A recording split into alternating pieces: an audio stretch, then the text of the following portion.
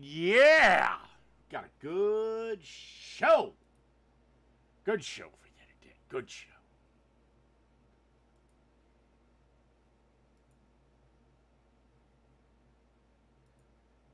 Let's do this.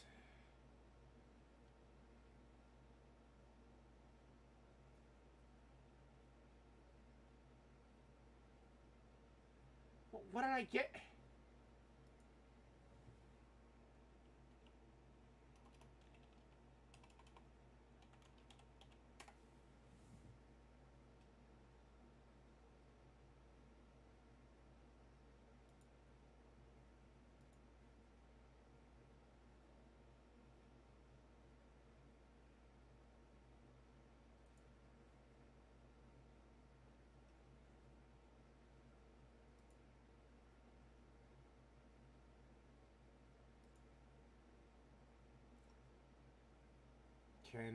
Am I going live or? Okay, apparently I'm live because YouTube has gone fucking bananas. YouTube removed it for some insane reason that I don't understand, and YouTube has gone caca cuckoo. I don't know. Yeah, they're like, oh, you have a thing, but it's a warning, but we're not going to do anything, blah, blah. I don't know what's going on. I swear to God, I have had this premise since I think when YouTube started really getting big in like 2012. The only people at YouTube are like 10 employees and about 15 monkeys that they stole from Myanmar. And I mean literally the animals.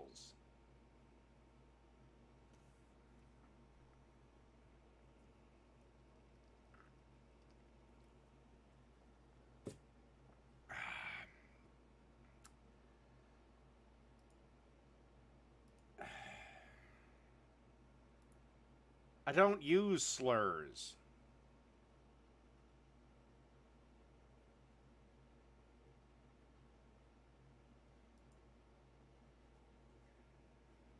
No, it was YouTube that did it.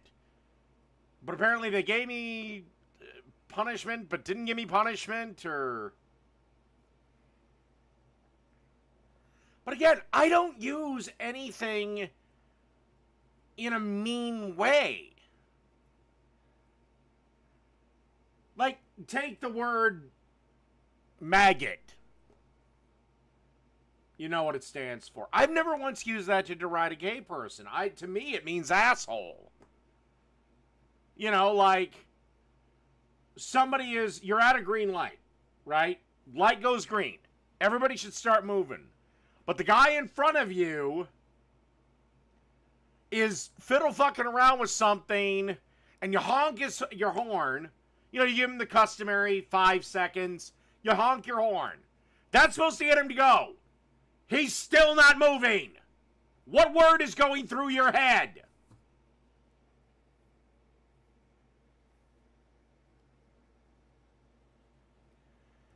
Yeah, according to a bunch of crybaby leftists that actually think words have the power to hurt people. No, words do not have the power to hurt anyone. Only if you let them. Because if words did have the power to hurt people, I would have stopped this live stream a long time ago and just made videos with the comments turned off. And God, I wish it was 2014. Signed an executive order today, and this is we had touched. Okay, so this is on Biden signs a bill to protect pensions. Now that's a fine sentiment, but there's a problem with the pension plan that it wasn't accounted for when a lot of these places had pensions. And I should know because I have a pension with my former union that I've been trying like the friggin' devil to get them to give me a one-time payout, because I think it's by the time I get to 65, assuming I live that long, it's going to be down to like a quarter of what I should get. So I'm going to get like, I don't know, a couple $100. And by the time that inflation settles down and everything equals out, a couple $100 is probably what's going to be the price of pizza. Touched on this when O'Brien, Sean O'Brien? SOB. Sean O'Brien. I think I knew like 4 Sean O'Briens in high school. Sean O'Brien, also from Boston. Well, because the sister union allowed any member that wanted a payout to get a payout. And they were supposed to kind of be on the same deal, but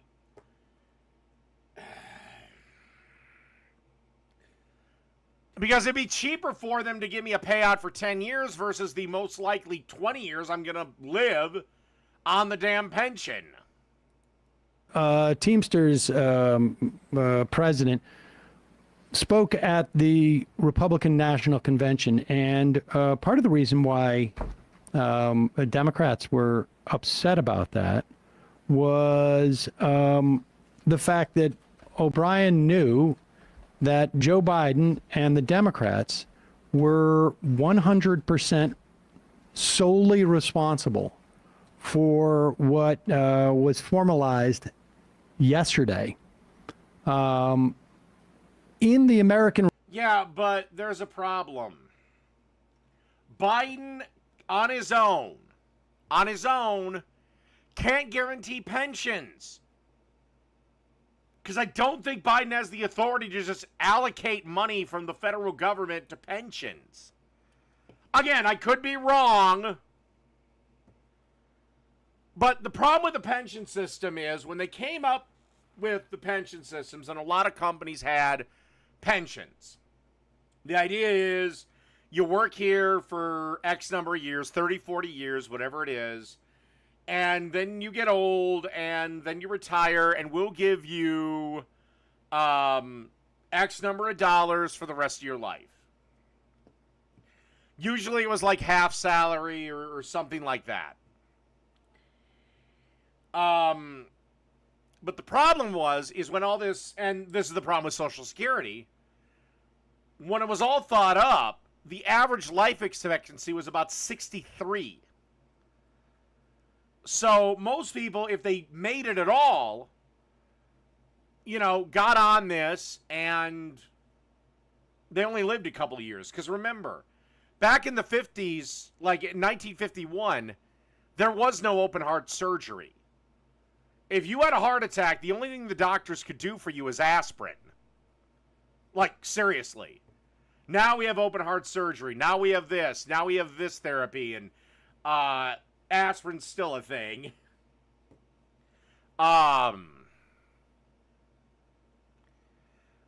This therapy, and so now people are living into their 80s and 90s.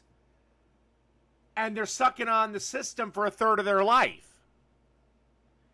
I mean, I don't know if it'd be a good idea to raise the retirement age. I don't know.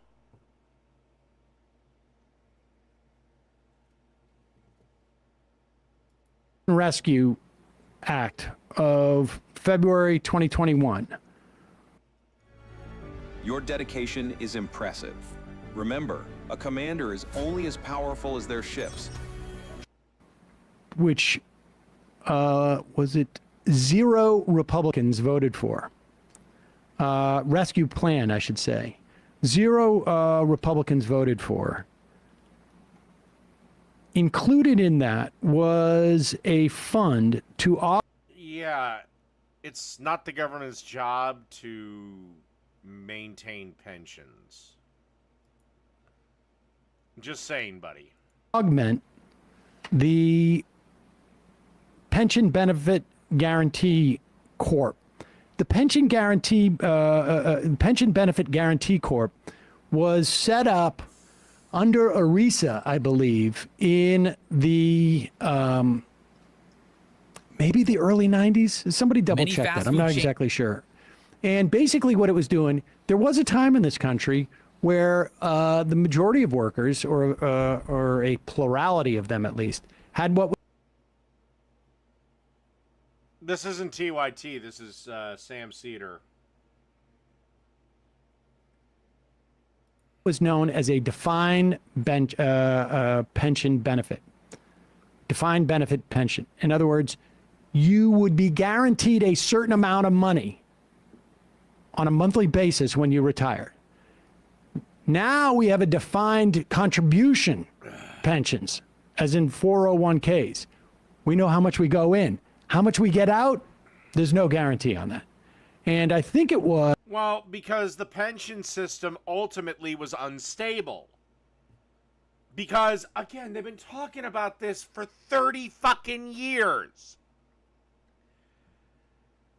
The problem with the pension system is it works if there is always more workers to retirees. And there was. Up until about I'd say the 80s. That's when parents stopped having so many kids.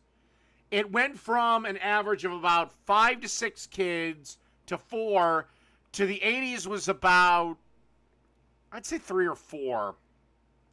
The 90s got down to 3, 2000s got down to 2, and now we're into 1 or none. You know, the average number of kids, once it got to 2, that's just replacement rate for mom and dad.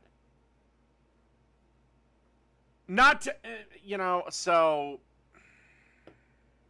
Was in the wake of the American airline.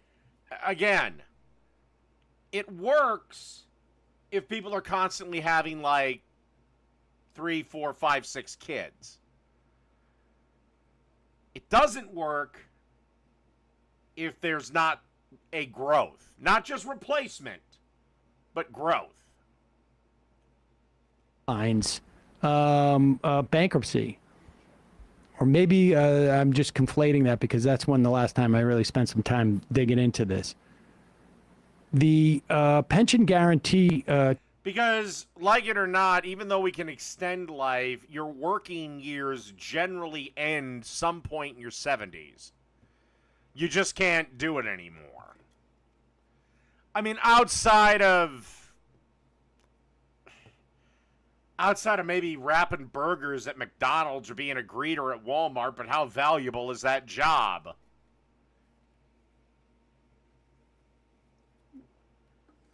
I mean, don't get me wrong, there's a few jobs you can do into your 90s.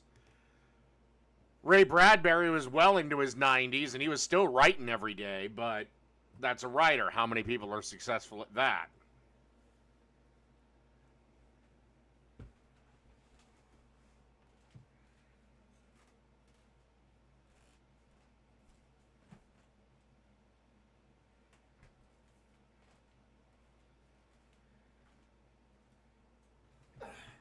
And a lot of jobs have mandatory retirement ages. I mean, I'm sorry, but if you're getting on a plane or going in for surgery and your pilot or surgeon is 80 years old, you really feeling good about that?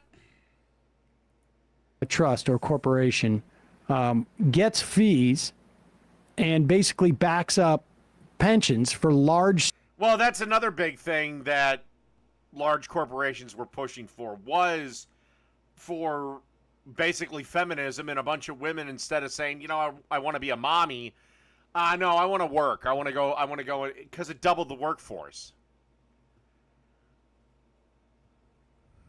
Single employers, if they go out of business. And like, so, believe it or not, do you know one of the biggest proponents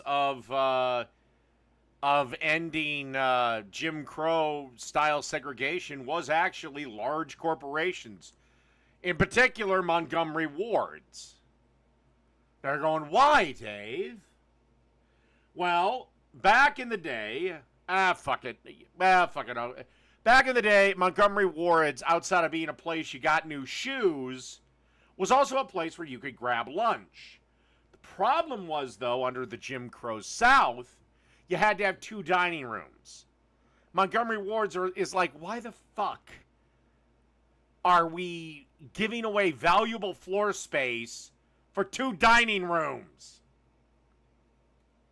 so that workers don't get stuck. It was created by ERISA in 1974.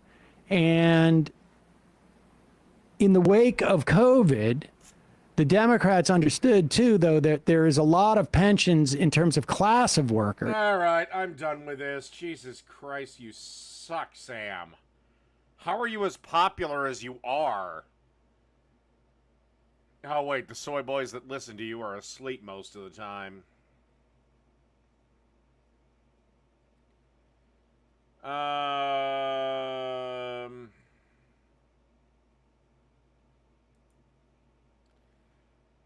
God, I don't want to go back to that.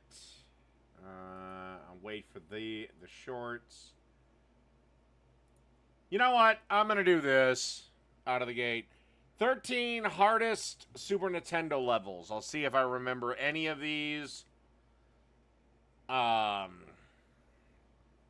So, yeah. Hi folks, it's time once again to indulge in the internet's favorite pastime, arguing with one another about which retro games are and are not difficult. In past videos, I've made lists for the hardest boss fights on the Super Nintendo and the hardest Super Ghouls and Ghosts, or Ghouls and... What the fuck is it? Goblins and...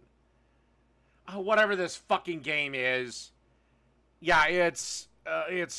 This is horrendously hard. Super Nintendo games, period. And this time around, I'm concentrating on the hardest levels. And just like in those two videos, broken and just plain bad games don't count. The level actually has to be competently made and reasonably intuitive for any player to complete. So yes, while garbage like The Rocketeer has some stages that seem impossible, it's not going to count because that game is riddled with bad design and you shouldn't play it for any reason. The game actually has to be worth playing today if it's going to make this list. Before I get any further, though, I need to make sure I shout out at least a few games. Oh, God! Oh, God, I remember Super Return of the Jedi. You're playing along, and then boom, you get this little 2-foot-tall wicked fucker.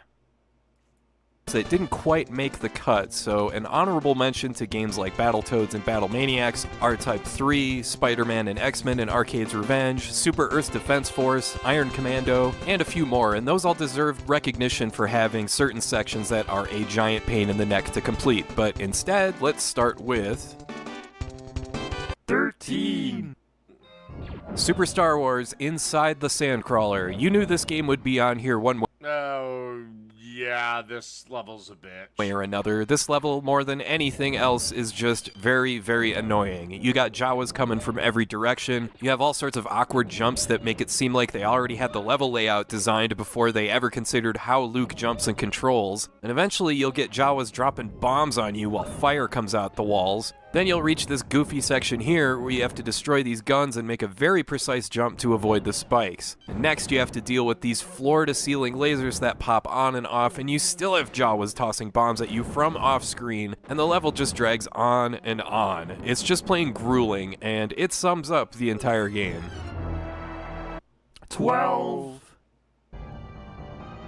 Out of... Oh, God! I have played this game. I never got this far. This game will literally kill you in about 2 seconds of starting it. Of this world, the last level. This one is a bit weird to categorize. I always referred to games like this as cinematic platformers or a cinematic run and gun. Blackthorn and Flashback and Prince of Persia are all in the same category. I wouldn't call Blackthorn a run and gun.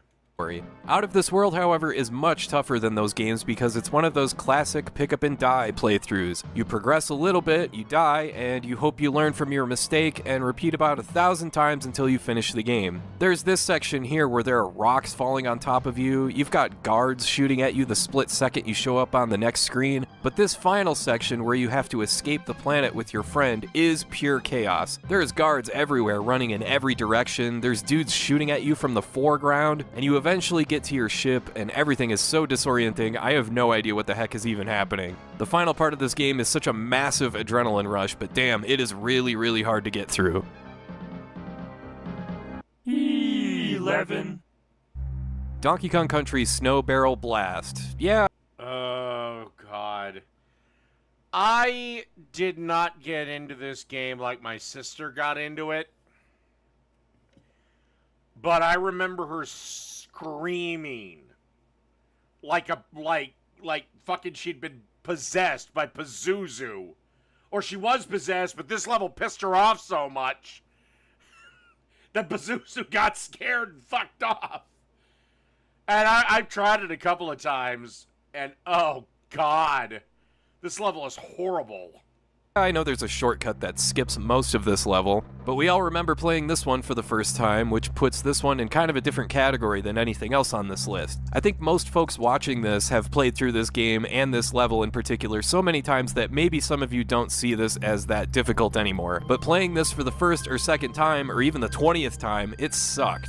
What I like about it is that it's completely fair difficulty. It's just a matter of timing, but when you screw up, you can't help but feel like a complete idiot. I remember playing this as a kid and practically getting into arguments with the barrels, shouting stuff like, "Ah, come on, that was totally pointed the right way, come on." And those dang wasps will forever be the bane of my existence. Ugh. Watch If on Paramount Plus before it's too late. Am I disappearing? Oh dear, pretty sure that's not how this works. 10. Super Ghouls and Ghosts. Super Ghouls and Ghosts, thank you. Level 1. Ghouls and Ghosts, all these games are just horrible. Even playing with Game Genie is, like, you can't, they're hard even when you're cheating. Stage 1. Yes, that's right, Super Ghouls and Ghosts wastes 0 time getting straight to the difficulty. Zombies are coming out of the ground, coyotes are jumping around, flaming skulls shoot fireballs at you, and you're just trying to get your bearings so you can deal with whatever weapon you just picked up, as well as this weird stilted jump you gotta deal with. You also have a heapin' helpin' of slowdown here, and some people will insist that the slowdown actually helps, but I say no, it does not. It can't. Because you never know when the slowdown is going to happen, or when it starts, and when it stops. What good is slowdown going to do when you can't change direction in mid-jump anyway? I mean, unless you're into watching yourself die in slow motion. I love this game, it's an all-time favorite of mine, but even I have to admit, it gets off to a really rough start. 9. Super Mario World Tubular. I think we all know. Oh, yeah. The Star Road. This will cause pain. This one. It's the infamous balloon power-up level, where you grab this P balloon and you have exactly 10 seconds to find the next one, all while dodging fire flowers and charging chucks that are tossing baseballs and kicking footballs at you. Even once you know all the locations of the balloons, this one's still really hard because of how Mario controls when you're in this state. Everything has kind of a delay to it, you move very slowly from left to right, and you have to anticipate projectiles extremely well because they come from everywhere, and you have to start moving well before they get near you because otherwise you're dead. Of all the levels on this list, I think I've died on this one the most, and the thing is, it's not even that long of a level. It only takes like 2.5 minutes to complete once you do it right, but getting it right takes a lot of practice. 8. Pilot Wings, the last helicopter level. Never actually played this one. We go from skydiving and steering biplanes all the way to gunning down enemy turrets in a helicopter. Sure, this looks fun, and it is, but holy crap, it is stressful. You have to destroy every single one of these turrets firing at you, which seems pretty easy at first, but the further you go, it's just one group after another, and some are even hidden by the forest below. And guess what? One hit brings you down. You're getting blasted at from all angles trying to steer this stupid helicopter which controls like you're trying to ride an elephant, and all it takes is one hit, and that could potentially come from off screen, and then it's game over. It's not just that though, after you destroy all your targets, then you have to land the chopper without blowing it up. I remember this one being pretty fun when I was a kid, but playing it now, I just can't get past how friggin' brutal it is. 7. Super Mario Kart Donut Plains 3. Really? I beat this one fairly easily. I had to pick the hardest and most frustrating Mario Kart track, it would be this one. There's 2 reasons why this one is so hard, beyond just the original Mario Kart at 150cc being really freaking hard in general. One reason is the narrow sections of the 2 bridges that you have to deal with, and when you've got big fat characters like Donkey Kong or Bowser in the way, they can effortlessly bump you off into the water and you're screwed. I mean, it's hard enough to make these turns as it is. Remember, the original Mario Kart has 5 laps per race, so you have to get through these obstacles a total of 10 times without getting bumped. Seriously, one slip up and you're done. Good luck catching up. The second reason this track is tough is because of Monty Mole. There are 19 different moles scattered around the course that can pop up and make your life suck for the next 8 seconds. Throw in the fact that this is a special cup race, so there's plenty of crazy hairpin turns, and the AI-controlled racers are ruthless and comically fast and don't appear to be affected by the same obstacles that you have to face. I don't think I've ever finished better than 4th on this track. To me, it's by far the hardest in any Mario Kart game. Percy, I know you feel powerless, but you're not. 6. The Lion King, be prepared. If you've gotten this far in the game, you've already survived swinging on rhino tails that are about... I could never get past that fucking, when Simba's in the gorge and the water buffalo are when Mufasa's killed, that that level, I could never get past it. 1 pixel wide. You've gotten through the elephant graveyard. You've made it past that annoying puzzle where the monkeys throw you around. So far, you've weathered what's been a surprisingly difficult game. Who would have thought Lion King, of all things, would be so brutal? And then there's Be Prepared, the 8th level. At this point, Simba has grown up, and you've got a melee attack you can use now, but it doesn't matter. You've got leopards, you've got hyenas, and they take several well-timed hits to take out, all while bats come from nowhere to do damage and lava drips from the ceiling. You've also got to deal with these little mini volcanoes before you get to a dead end. Here, you're supposed to slash at this rock up here without otherwise touching it. One wrong jump and it's instant death. Then comes the absolute worst part. You have to stand on this tiny log, slash at these bats that you can barely see coming, then fight some more leopards while the log keeps going underneath you, and then Why are there leopards? There weren't any in the movie. hope that you still have a prayer of making it back onto the log with a leap of faith. Hey, look, we made it! Oh, whoops, gotta watch out for that boulder coming from nowhere. Jeez, this is the most comically difficult level in a comically difficult game. 5.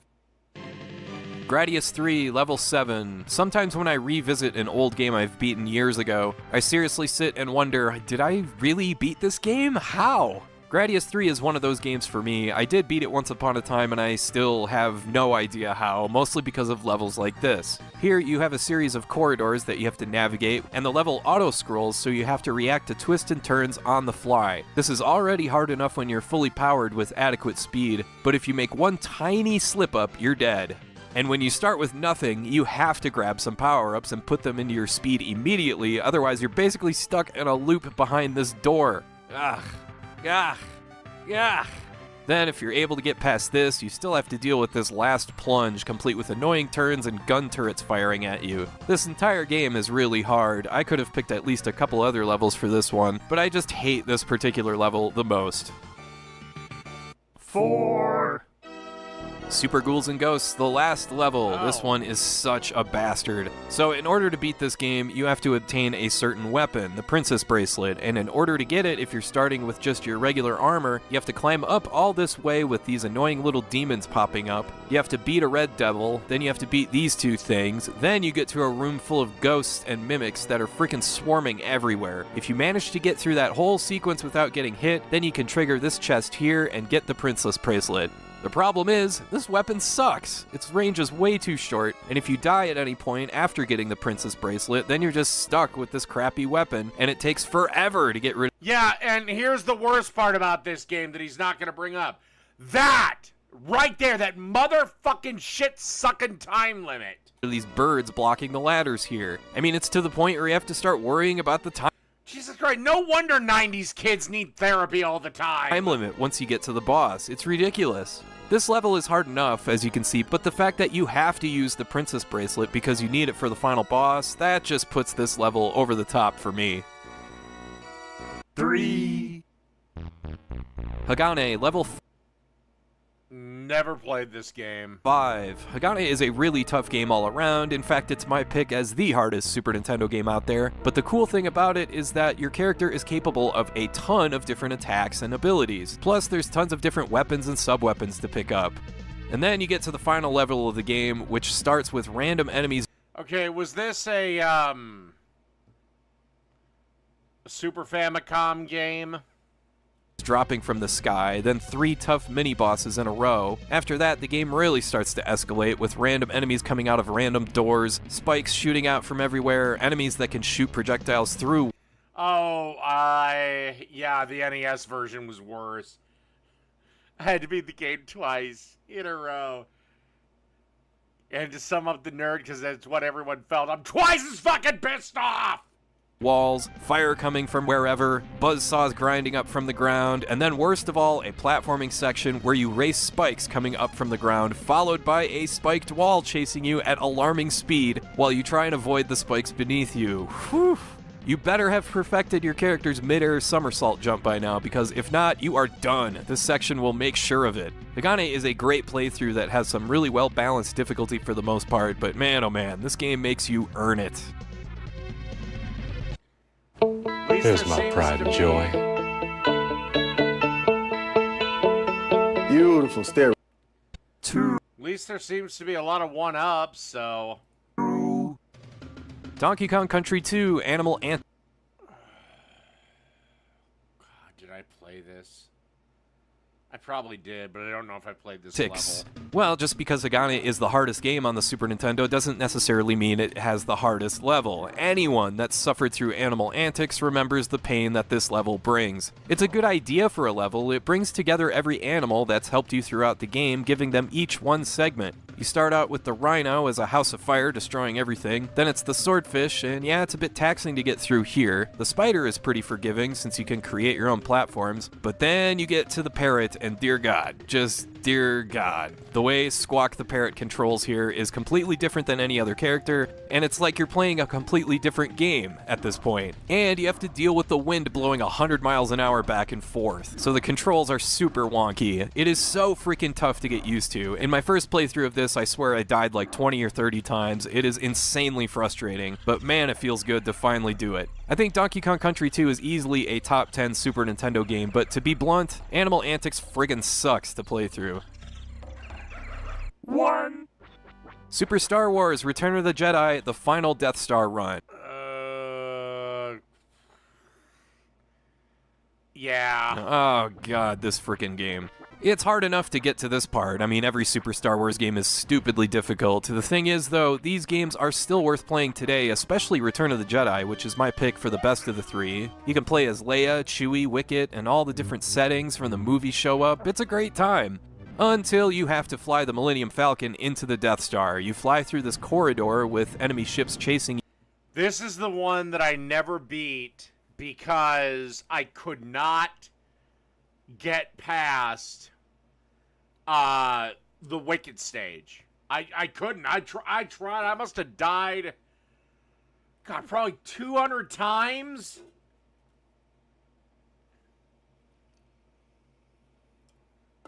You down, getting in front of you, turning around and shooting you in the face, all while your ship goes faster and faster. Have I played Superman 64? I have never actually played it, but I've seen it. It's horrible. And the corridor gets more and more narrow. One tiny bump can send your ship careening out of control, and you'll be bouncing from wall to wall, completely disoriented before you can finally regain control, only to have the exact same thing happen again 10 seconds later. Oh, and also, this part of the game is ridiculously long. You think you're doing well at the start, but then it just keeps going. You blow up the main reactor, and now you've got to race this huge Oh God, I hate that. explosion on your way out through those same corridors. This entire sequence lasts something like 9 or 10 minutes, but it feels like an eternity. You have to white knuckle. Trust me, I played through Star Wars Squadrons, and the race out, it's like, Jesus Christ. It the entire time, and if you manage to pull it off, you will feel like you just ran a marathon, and that's why it's the hardest level in any Super Nintendo game. Alright, that's all for now. Alright. I agreed with most of them. Except the Mario Kart one. I don't know. I never had a problem with Mario Kart. But...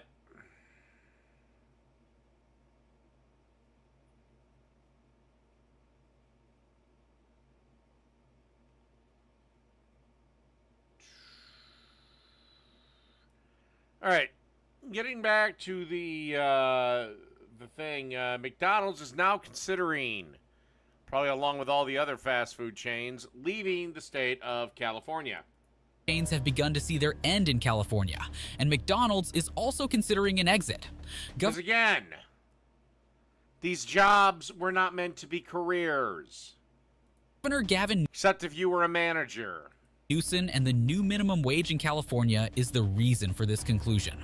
California's And again, all of it does is drive up the price of everything. Seriously, what is a gallon of milk in California?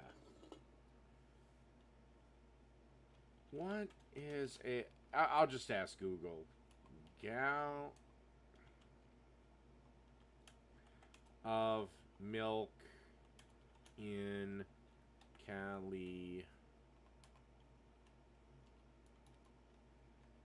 Price of a gallon of milk.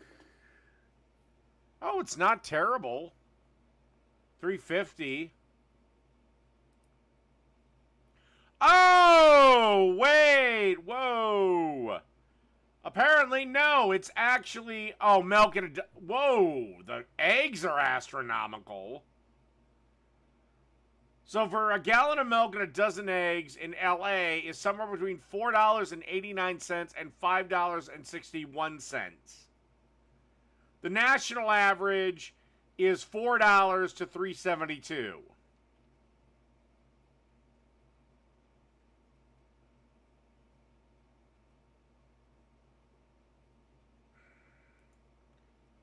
Actually, just, well, when was this made? Okay, 2023, so recent enough. Minnesota's ranks number 45. What rank? Okay, Hawaii and Alaska rank 2 and number 1 and number 2. What is number 3? Jersey is number 6 for some reason. Pennsylvania is actually the third highest. Why? Fuck's going on in Pennsylvania?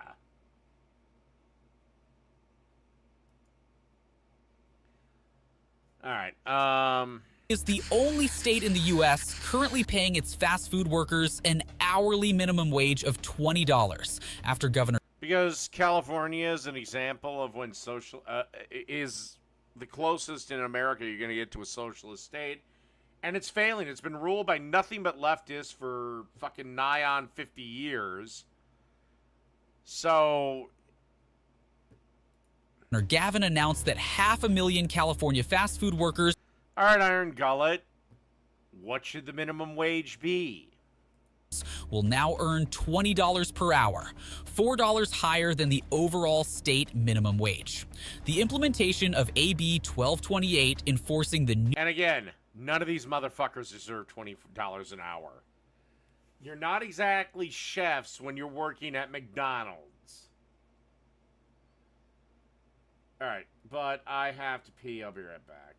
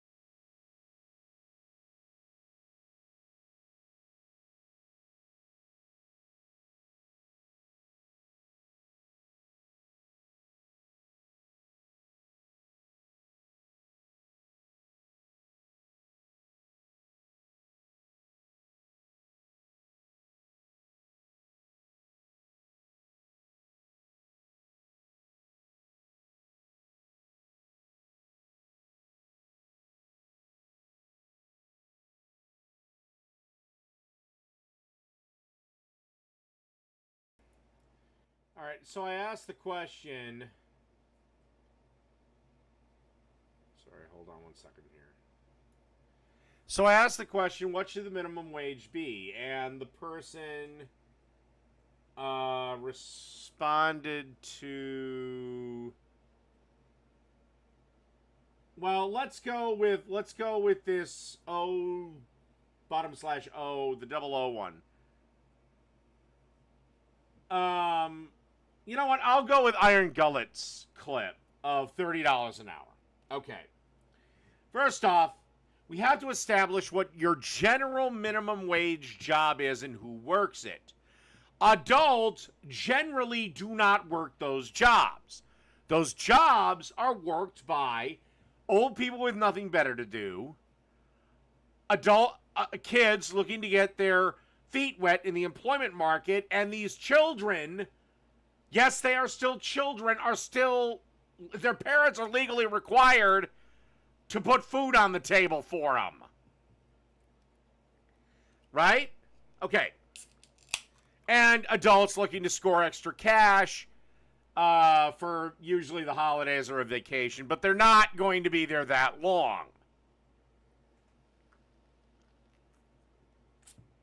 Now, the manager is a different story, so I'm going to leave him off.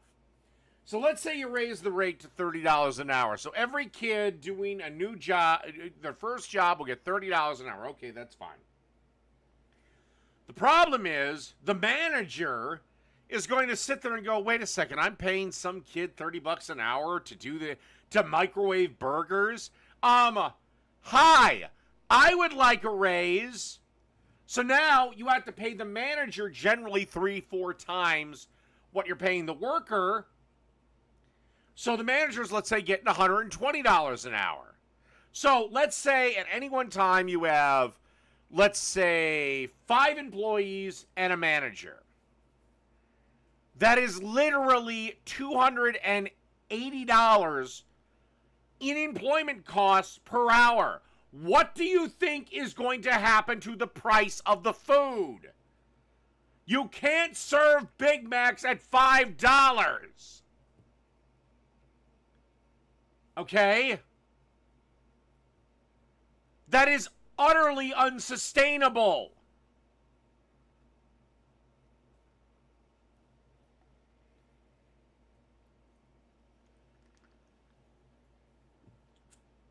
It shouldn't be. Let me check. Oh, well, they are. Son of a bitch. So,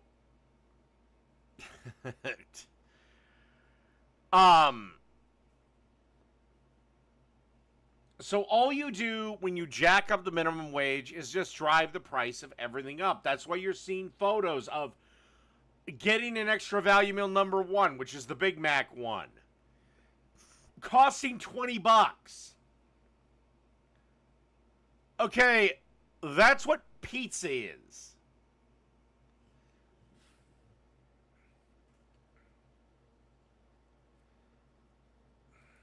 New minimum wage law in California has just become its worst nightmare.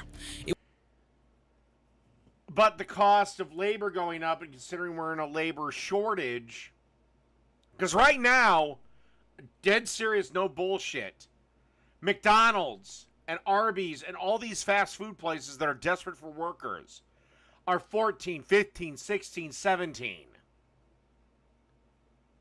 Why do you think the cost of the meal is so damn high?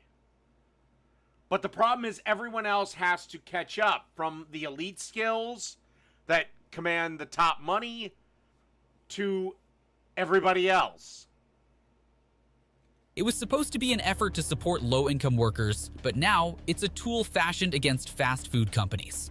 McDonald's is among several chains grappling with the consequences. This law would... You're right, McDonald's is mostly a franchise, but the franchisees have an opt-out clause. So McDonald's themselves, McDonald's corporate, would be stuck with owing property taxes on thousands of vacant lots.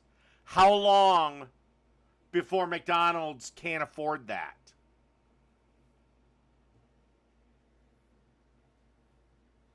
which took effect in April, was intended to provide You, Raptor Blue, that's a fine idea, but you legally can't do that. You can't tell a business what it pays its employees. Except if it's a government business. fair wages, but has led to a rapid escalation in operational costs. Do you remember when a McDonald's Happy Meal cost just below $10? Well, since 2019, the rising costs I remember them when they were $1.99. have affected the average menu price Exactly, end of 2019. 2020, McDonald's was one of the big reasons why I stopped my taste testing of food, fast food, was it was ridiculous. The costs are out of sight. by 100%. And to be also fair, they were the lowest rated videos that I did. 140%. A popular example is the Big Mac meal in Connecticut, which recently hit $18. And similar price hikes are already happening in California, and it is not about to become better with the new minimum wage. Wix gives you the power of AI to build the website you need.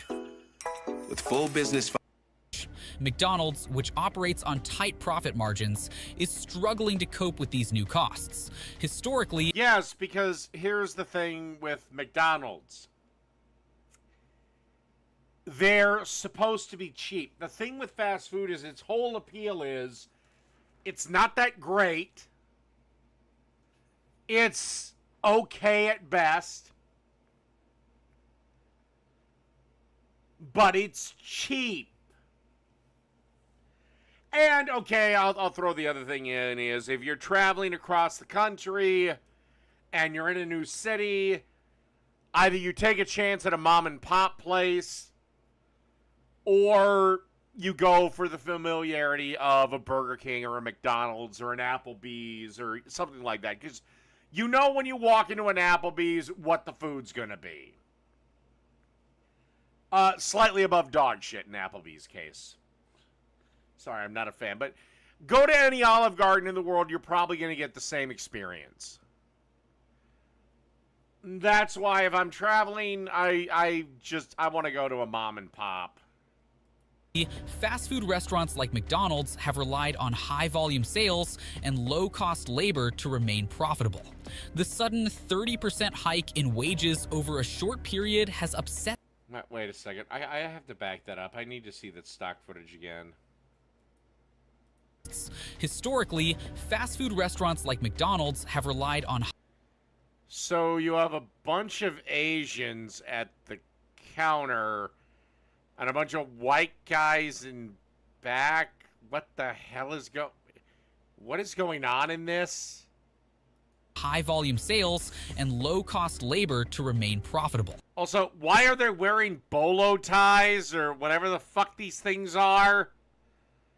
What the hell is going on in this McDonald's?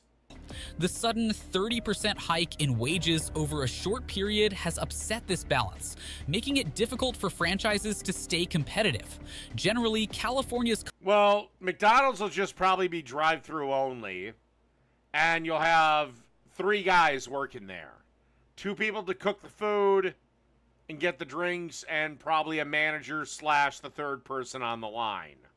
Cost of living has been among the highest in the nation. Gas prices, for instance, are some of the highest in the country. Yes, because California thinks mass transit in America is possible. I assure you it's not. Adding to the operational costs for businesses and the financial burden on consumers. The state's residents are feeling the pinch as they see the cost of everyday essentials rise, leading many to rethink their dining habits. Since NBC Oh, come on, APWW. You still gotta like the fries. reported the wage increase, which took effect on April 1st, many fast food chains in California, including McDonald's, And the apple pie that had the apple filling that was hot enough to melt the goddamn sun. have had to make some tough choices. They've started raising prices significantly or cutting staff to manage the increased labor costs. This move Oh. Oh, you worked there. Yeah, okay. You probably got PTSD from that shit. While logical, results in fewer job opportunities, which ultimately defeats the purpose of the wage increase in the long run. The story behind California's new wage law is quite tangled. For over a decade, the Service Employees International Union tried to unionize fast food workers, pouring one... Being in a union is generally a bad idea, but I'm stopping this. This is boring. All right, I'm going to get to the shorts now. The first one I am going to pull up is, I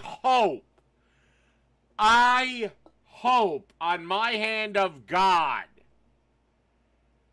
or whatever God you believe in, if there's any God out there, if there's any divine force, I hope on whatever that hand is, what I am going to play next after I get a fresh beer is fake.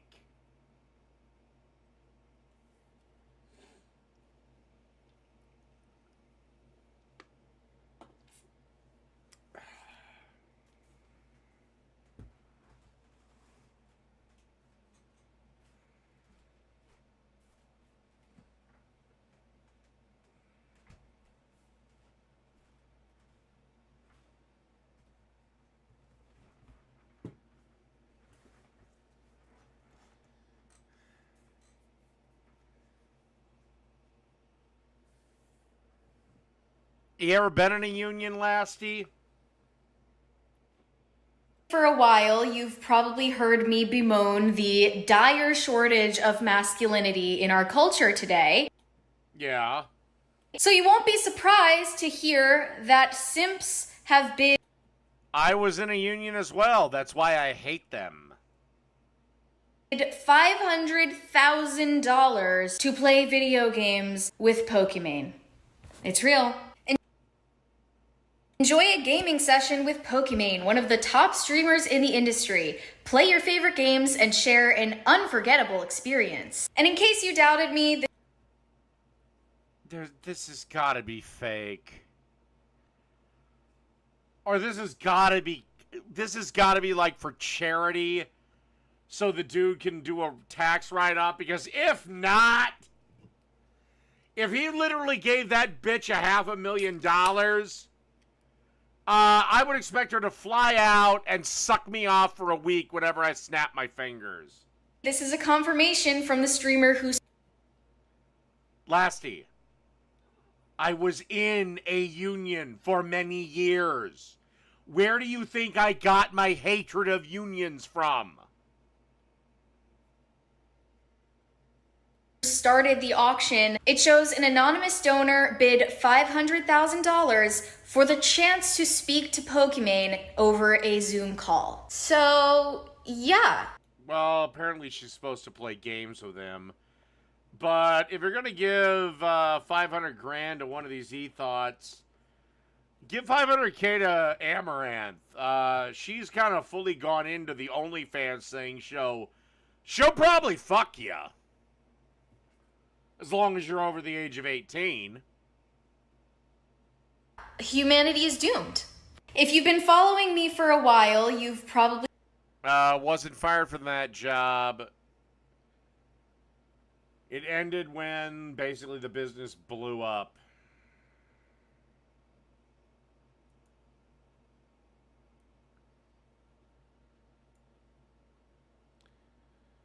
All right. Feminists getting roasted. Even God? No, I don't. I'm sorry. I believe that women are to create and men are just to destroy. If that's the case, then why have women initiated 70 to 80% of the divorces and destroyed? And by the way, I believe Queen Victoria started more wars than any other monarch in British history. The nuclear family. Moreover, everything that you're seeing, touching, and hearing from all was created by men. Men have a natural proclivity to create. That's a tendency. We want to go out there and create because men have a natural propensity, I mean, that's in our nature, to compete. So we have...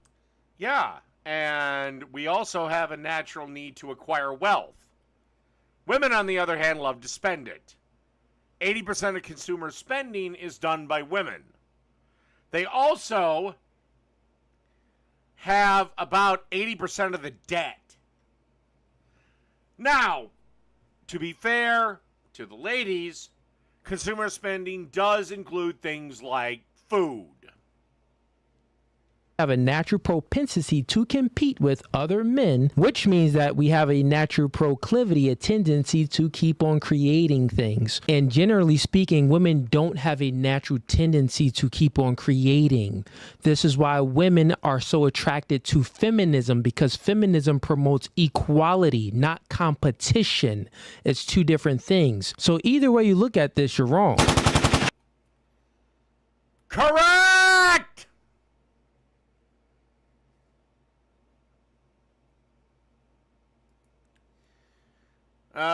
This OnlyFans chick is in for a brutal awakening. Trying to date for. And by the way, I don't know how old this lady is, but how plastic does she look? Like, how many cosmetic procedures do you think this bitch has had? Like, her jaw's all fucked up. For marriage now. Huh? What kind of OnlyFans do you do? I've done everything. This is a really important question. So she's done everything, which means her and another guy, her and probably two guys, girl, guy, girl, probably girl. I don't know. Maybe she had another video with her getting run, having a fucking train ran on her. Yeah, the type of guy you'd want is, you may as well, actually, I'll say this. Start looking at porn stars to be your husband, and then you both leave the industry.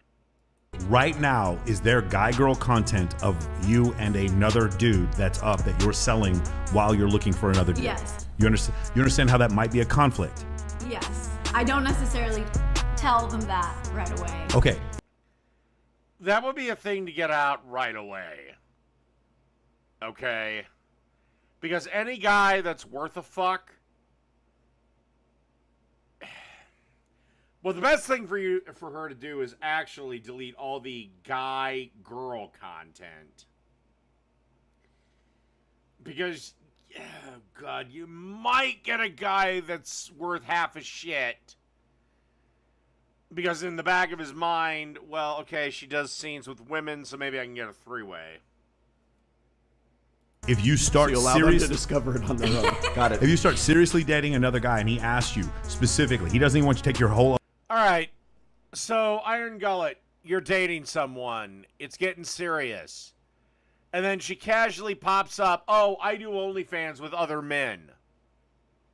You cool with that? Because, again, 99% of straight guys, that's a no-go.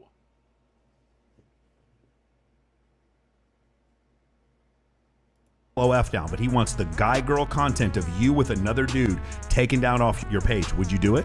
If I felt he could be my husband, yeah. What would he have to be to... I have news for you, sweetheart. You're never going to get a husband. Like, you're fucked. You're for the streets. be that high? Like, you know what? I think I'm gonna take down my OnlyFans. I'm waiting for like that rom-com moment where I'm like, oh my god, I've known you my whole.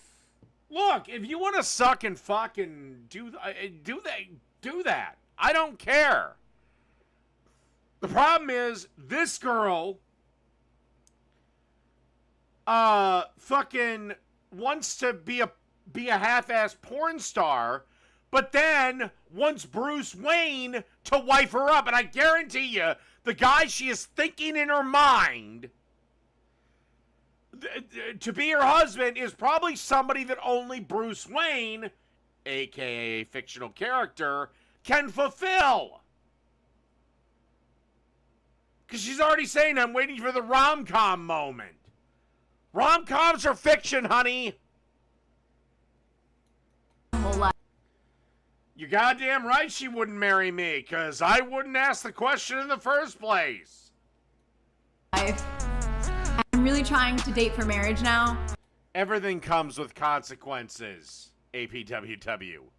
Everything has consequences. What kind of OnlyFans do you do?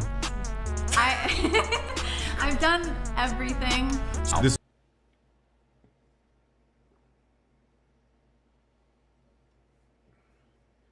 I get a glass of water. Consequence. I'm no longer thirsty.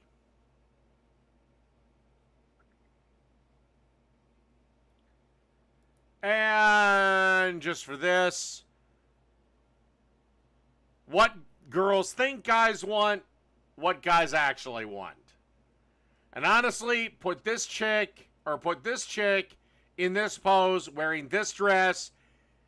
Yeah, that's level 10 of what turns guys on. You not being a complete slut online generally is a big thing towards that.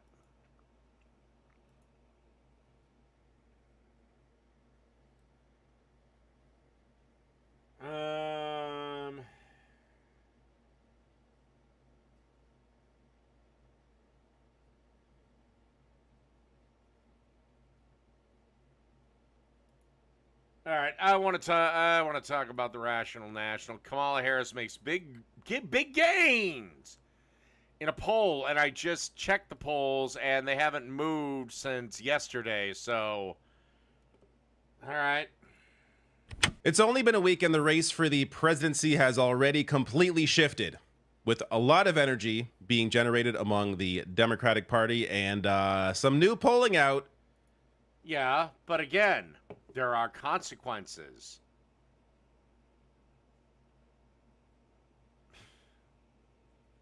Goes to show that there may be something here. A new morning consult Bloomberg News poll shows us, again, this is one poll, but this poll shows us that Trump's lead has been wiped out in 7 swing states. So, including a massive lead in Michigan. So you're basically betting your entire premise on one poll and one of the most openly left-wing leaning polls in politics today.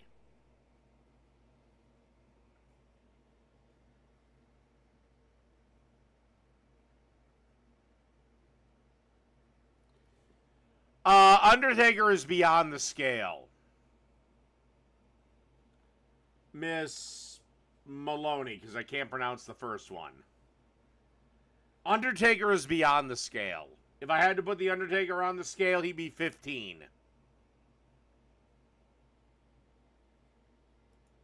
So Josh Wingrove from Bloomberg shared this. I'll link to the Bloomberg link below as well, though it is paywalled. But I'll get to some data from this. It is incredible. Now, again, one poll. It's one poll. Yeah, Sarah, they can. But guess what? It's different for men and women. When a man sleeps around, okay, fine. It's maybe a bit more of a badge of honor. But again, men are designed to do that. Women are not. And also, how hard you had to work for it. All you have to do as a woman, my dear, is go into a bar and say, who wants to fuck? And you'll have a line of guys out. Every guy in the bar will line up. Try that as a man. It won't work. But it's a pretty wild result here. So they ask if the November 2024 election for U.S. president were being held today, and Kamala Harris and Donald Trump were on the ballot, for whom would you vote? So all swing states, Harris is leading by +1. Arizona, Harris up by +2. Georgia is tied at 47. Michigan, Harris up. Again, you're using a Bloomberg poll. One of the most leftist organizations on in the planet. Up massively with +11 at 53. Nevada, Harris up by 2. North Carolina, Trump up by 2. Pennsylvania, Trump up by 4. And Wisconsin, Harris up by 2. This is wild. Now, let me get to Michigan specifically. Again, you have one fucking poll.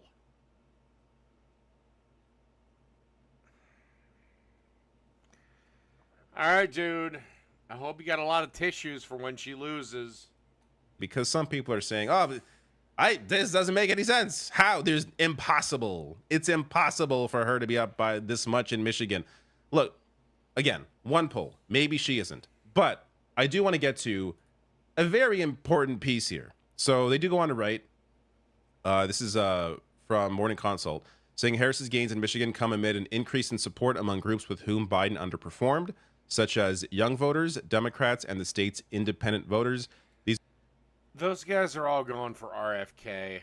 These improvements for the presumptive Democratic nominee come alongside similar gains among the larger swing state electorate. 46% swing state voters.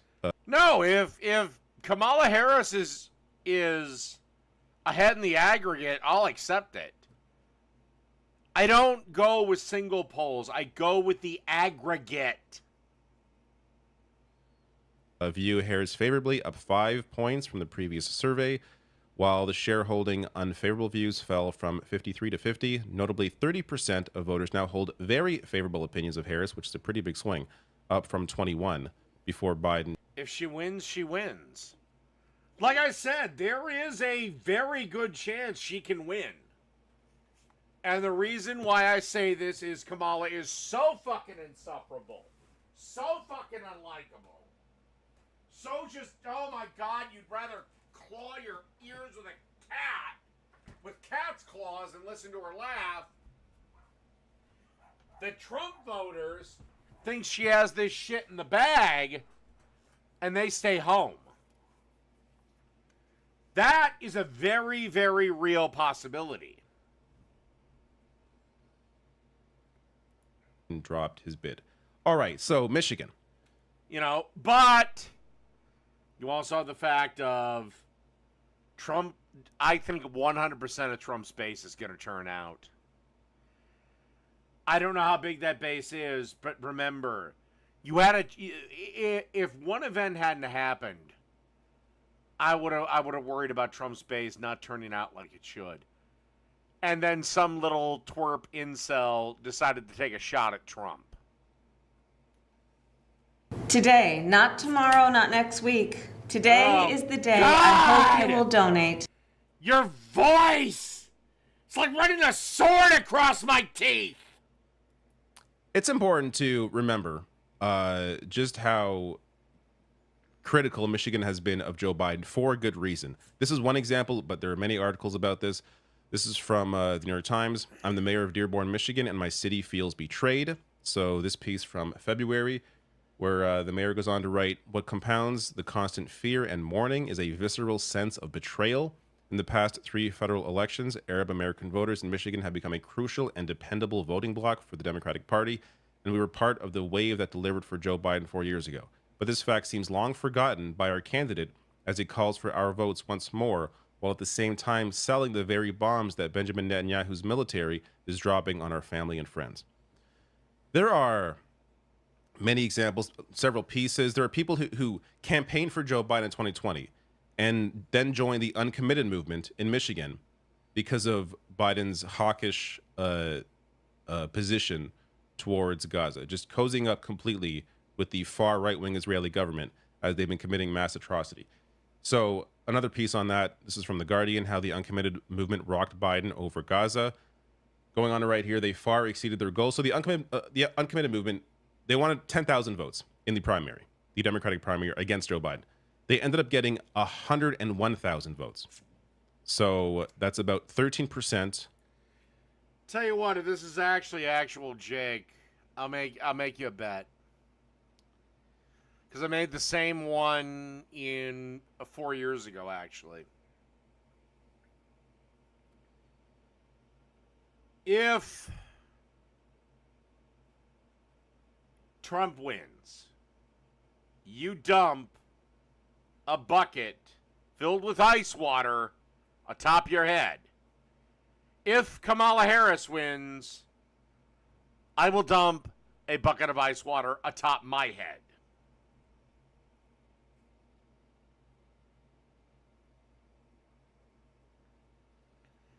Oh, come on. Where's the video value in that, Sarah? $100 is just I wire him it over PayPal.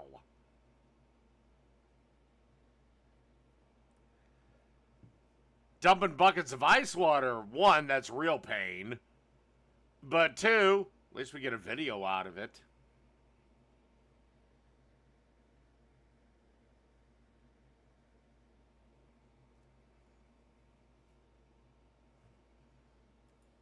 Of Michigan Democrats, or 13% of those who voted, cast ballots for uncommitted, winning 2 delegates to the Democratic National Convention and awakening a modern anti-war movement that forced the president's attention to Gaza. This is a massive piece. If there's going to be gains in Michigan, and it appears there are going to be gains in Michigan, this, of course, has something to do with it. So anyone shocked to see this increase? Look, I get it. It's wild to see an increase like that in a week. But understand, there was a lot of anger towards Joe Biden for people that otherwise would be supporting him. And now that has been wiped away. And we already saw on Friday, Kamala Harris, when she discussed this issue briefly in a speech, she showed a lot more empathy towards Palestinians than Biden has ever. So already we are moving in the right direction. Now, it's not going to be where it needs to be. Also, keep in mind, she is the VP. She can't exactly just change complete policy in contrast to what her president is currently doing. But there is definitely a change in tone there that hopefully signals a deeper change if she comes into power. Now, this also came out of this poll, which I find very interesting and very predictable. It's obvious. There was no enthusiasm for Joe Biden. Well, I'm pretty sure Trump's going to win, and Lord knows Jake doesn't have the $100. And now look at the shift here. With Biden making the decision to not run for re-election, does that make you more or less likely to vote in this year's November election? Look at this.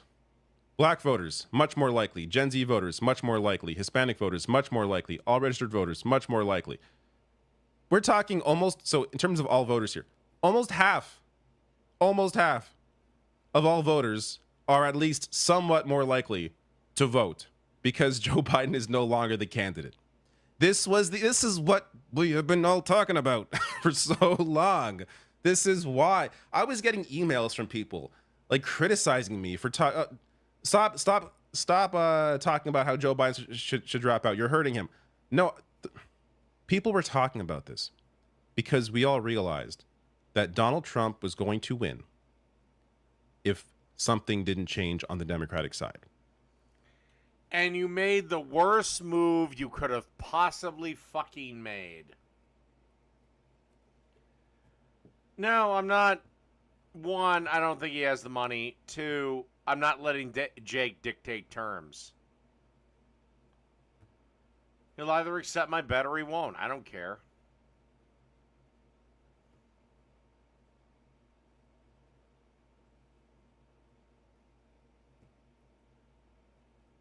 Like I said, if me and him talk again, it'll be on my terms, not his. Amazingly, the Democrats... You don't have $500 Underhaven. In a bold move for once, actually did the right thing. Joe Biden finally agreeing, after being pressured by people like Nancy Pelosi and the Democratic establishment, finally agreeing to step down from the candidacy. Massive positive move, as you can clearly see here. Democrats are going to win if these voters turn out to vote. So this is just, again, more good news for the Harris campaign. Now, before you just look at these numbers, I just want to point out this is favorability rating. This is not vote for president. So seriously, Underhaven, you're going to give me $500 if I open up the lines.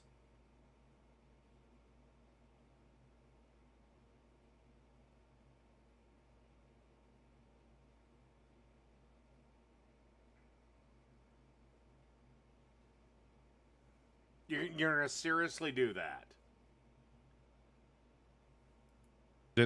But, and this is from late last week, but this does, I think, signal the potential ability that Harris has to reach out to more voters that she could turn. So in all these states, Wisconsin, Pennsylvania, Minnesota, Michigan, Harris has higher favorabilities Even if I do open up the lines, I'm not taking Jake's call. than Donald Trump does. Again, showcasing the ability there to potentially grow her support in those states. Well, no. Iron Gullet offered it, or Underhaven offered it.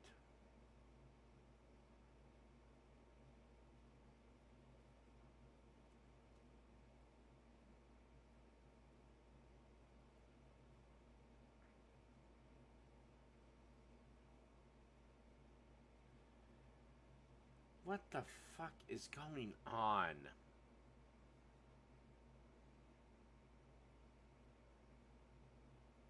All right, you know what?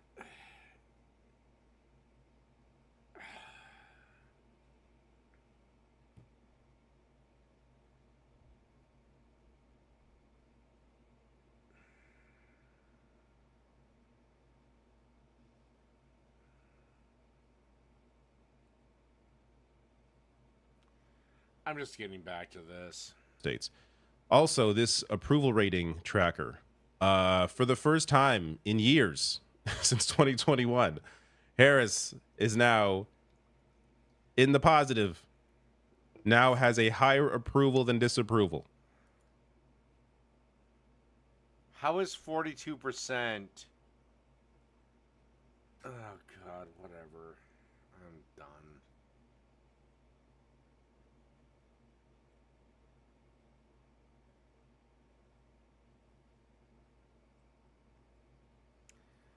Didn't do that the last time, did I, sweetheart?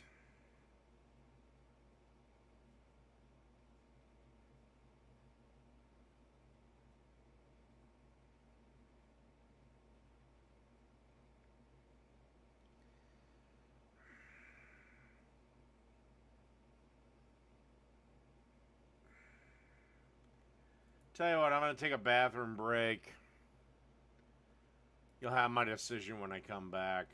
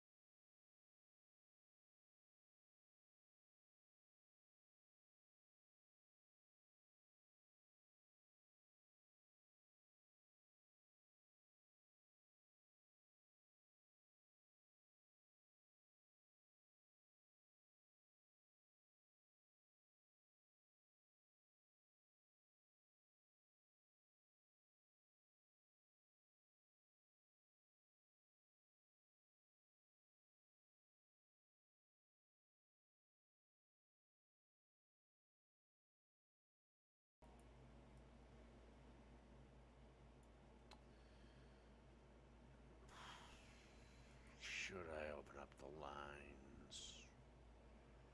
Should I?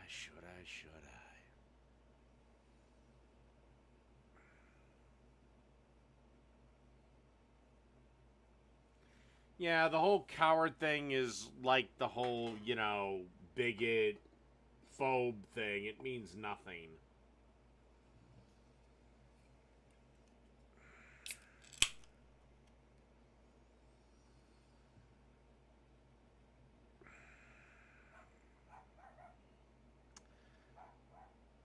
My decision is, all right, I'll give everyone a couple of rounds.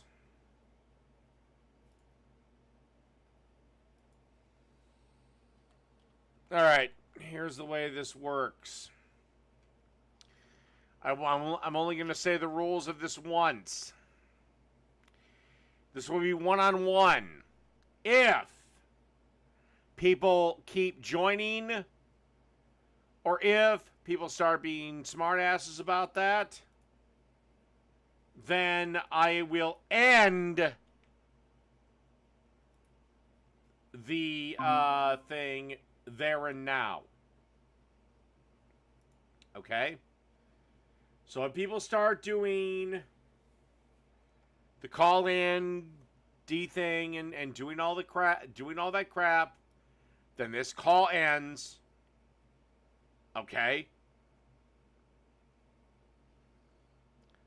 I will take people one at a time.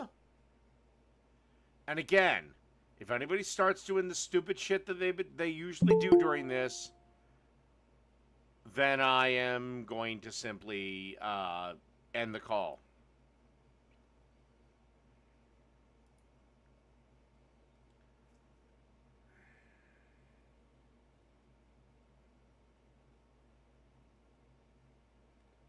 Well, that's the link to donate. Or, that's the link to join. It seems everybody's joining. Alright, Underhaven, what the hell do you want? Yeah, I'd like to... Oh, sorry, I had to close my tab. That was a bit confusing. Yeah, I'd like to talk to you a bit about Kamala and maybe the state of the... Because I feel like there's been sort of like a narrative being written by a lot of like right-leaning people recently that she's not popular at all. But like her image has been reformed. Well, that's not to you guys, because you guys are just going to dislike any candidate that the Democrats put out anyway. But I've noticed among actually left-leaning people.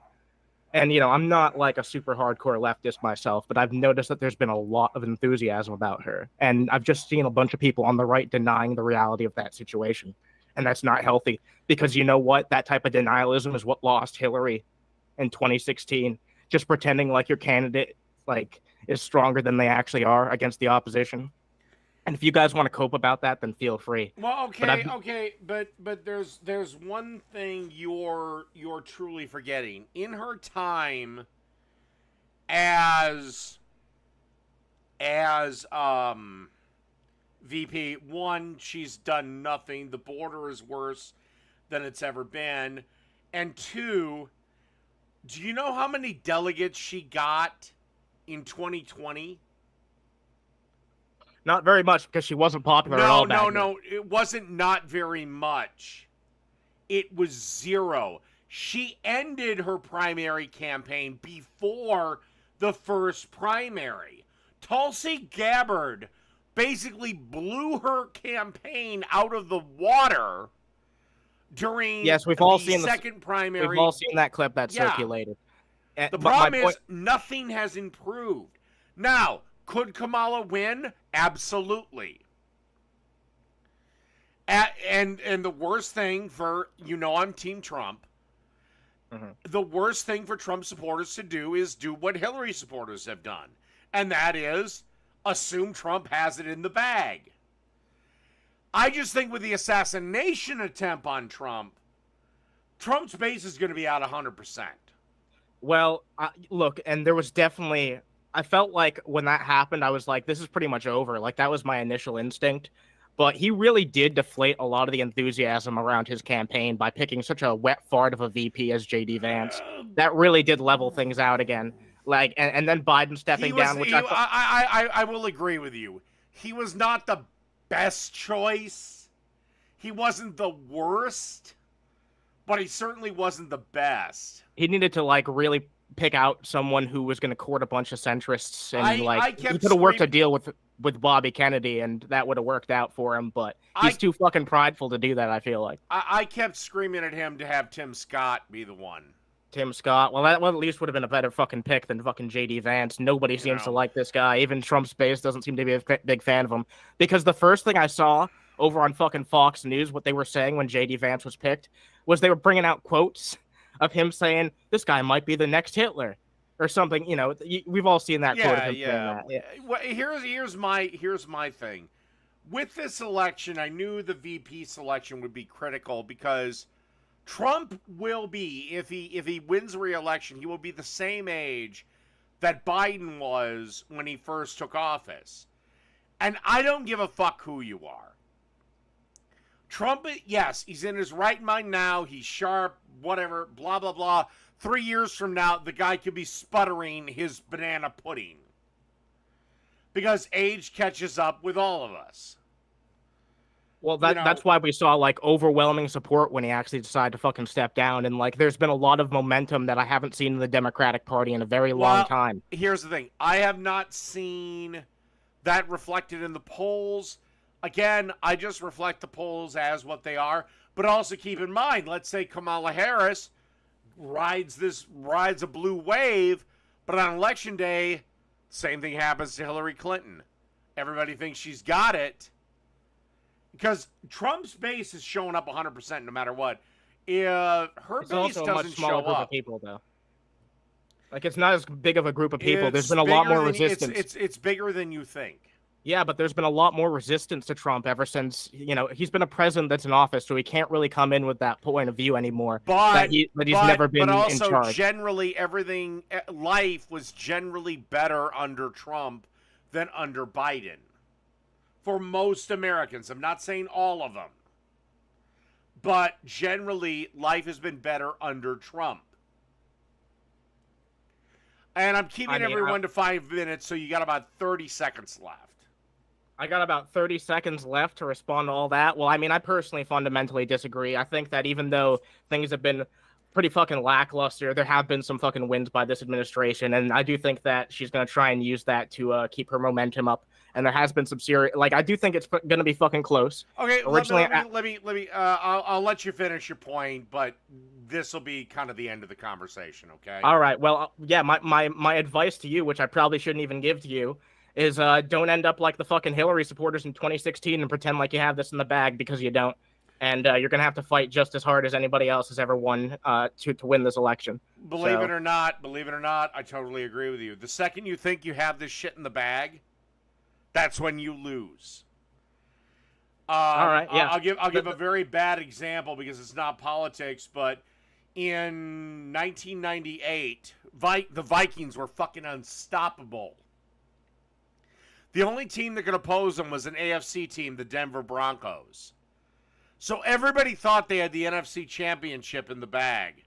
Oh, it's a wild card team. It's the Atlanta Falcons. And the Vikings got beat. And that's how a lot of people on the right felt after that assassination attempt. And I don't know if they're off that high yet. But I hope that they get brought down to reality if they, for the sake of them, at least. If the assassination attempt had happened in October, I'd say it's over.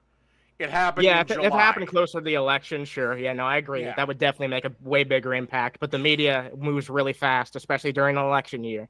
Yeah. So, and everybody's like, well, what about Reagan? It's like, the media moved at a snail's pace compared to today in 1980, Well, I'll part you with these words. Just, keep a sharp eye on that, because a good VP pick could really tilt things in a different direction for sure. And I've got my eyes on your governor right now. But you guys, thank you for having me on. One, but... Yeah, no, I do. I really do think so. But yeah, you have a good fucking day. Thanks for having me. All right. And yeah, have a good one. All right, next. I guess we'll go with Iron Gullet. Hello, you're on the air. Yep, hold on. Your time's running. Okay. All right, then I'll get right to it. Why'd you call a 14-year-old hot the other day? What in the hell are you talking about? You were talking about the Catch Me Outside girl. You said when she was on Dr. Phil, she was pretty hot. I said she was cute. Nah, you said she was fairly attractive. And you said she probably sucked Dr. Phil's dick to get on the show. I said she was cute.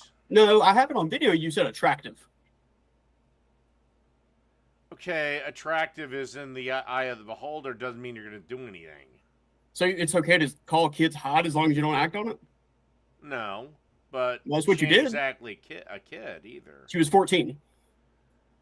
Again. You were commenting on a 14-year-old's looks. Yeah. And do we not have Why? Miss Teen, do we not have Miss Teen USA? Do you think that's a good thing? I don't know, but it's a thing that is in society. We also have childhood beauty pageants, do we not? Do you think that's a good thing? Do I think it's a good thing? It doesn't matter what I think. They are there.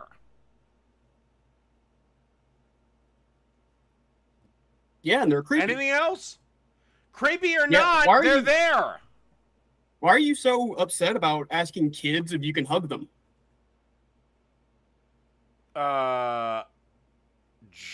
Well, first off, generally, if a kid wants to hug you, he's gonna hug you. Well, I can ask you a quote that you said. I just if think. you'd like. Go ahead. You said, "I don't care if my niece doesn't want a hug. I'm gonna hug her even if she doesn't want it." You know what roughhousing is? Why are you trying to touch kids when they don't want you to touch them? Because she's a family member. Oh, whoa! Wait a minute. Let me hold up. Back up. Do you have any, you do you have any nieces or nephews? I have 8. Okay. Do you ever run up behind them and just grab them and, like, let's say, throw them in the pool? No.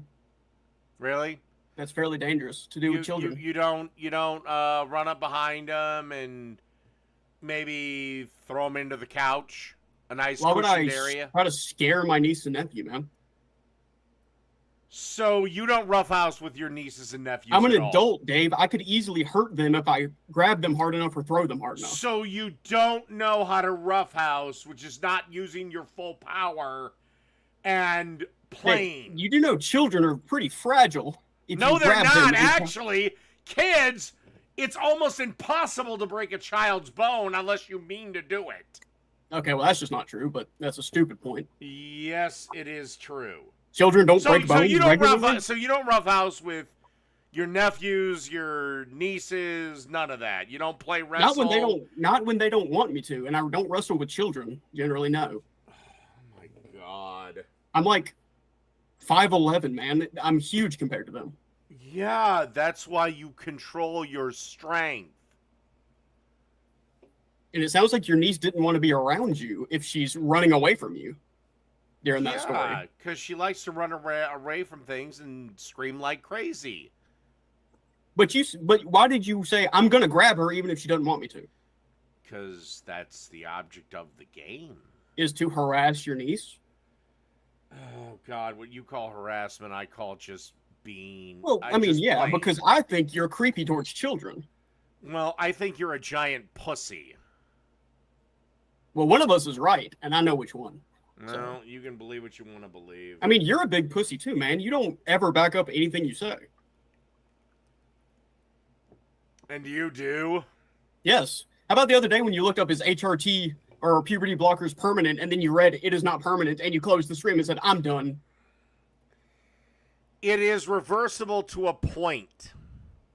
It's reversible. Oh, really? You can go through puberty at 28. Dave, do you know what hormone replacement therapy does? Doctors would tend to disagree. Which doctors? Listen, your 5 minutes is coming to a close. Oh, okay, bye. I'll come back if I need to. Oh, no. You're done after this. All right. I guess I'll talk to APWW. Hello, you're on the air. Hello? Hello. Hey, can you hear me? Yes, I can. So we were originally going to talk about, I think it was trans issues. Is that still something you want to talk about, or have we moved on to, like, consent? Not really at the moment, no. Just because of YouTube, but anything else you want to talk about? We could talk about your raging misogyny, your weird obsession with sex lately. All right, what is my raging misogyny? What is that? Let's Well, you know, you go on these demented, yeah, you go on these demented rants about how women who have sex are somehow evil or dirty. They need to face all these consequences. They don't deserve to be happily married or have children. You just seem to have this really weird, angry obsession. You completely missed the entire point. Uh-huh. Okay. What was the point? A woman, let's say a woman. We'll make up a woman, a fictional woman.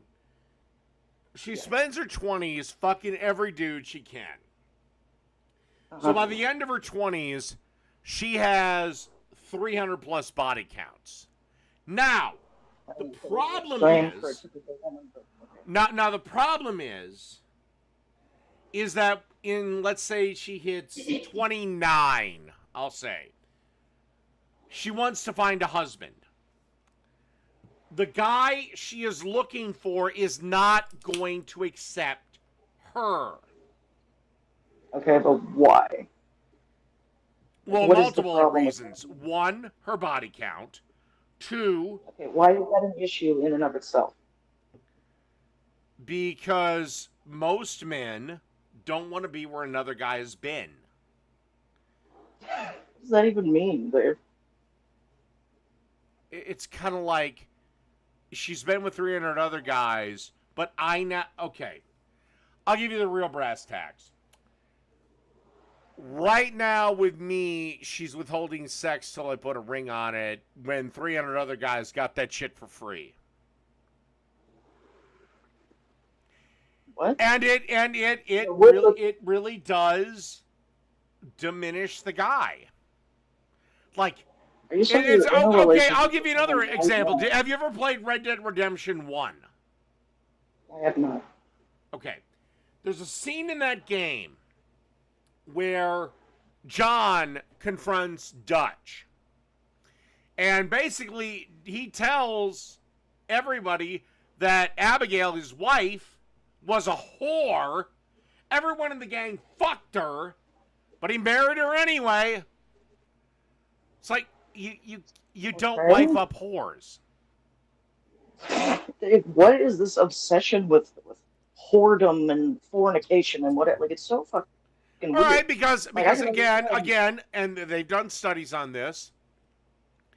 Women who have a higher body count will divorce you, and divorce for men is a horrible ordeal. Not for women, but all for men. like goes back to your insecurities about like being left. Like a woman, you're gonna wife up some woman, and then she's gonna find someone she loves more and break your heart and leave you. Is that what this all goes back to? Not if she has a low body count, but if she is fine What the switching fuck makes you sides. think, David? If women are just innately these hypergamous, money greedy creatures, like what makes you think a woman with a low body count? No, not women as a whole. Certain women. So just women want men only for their money. Certain women want men only for sex. Certain women want only men for money. Certain women only want other women. Well, you just said like she was going to leave you for some guy that was better than you or had more than you. If I wifed up a girl that had a 200 plus body count, then yeah. Dave, I don't like this. Doesn't do you think connect. it's possible for some chick that has been with 300 men to fall in love? Because I got news for you. Studies say it's not. Okay, but if it was a man, you wouldn't say that. So why do you put this magical barrier between? Because men and women are hardwired differently. Our brains are completely different. They've all human beings have been programmed by evolution.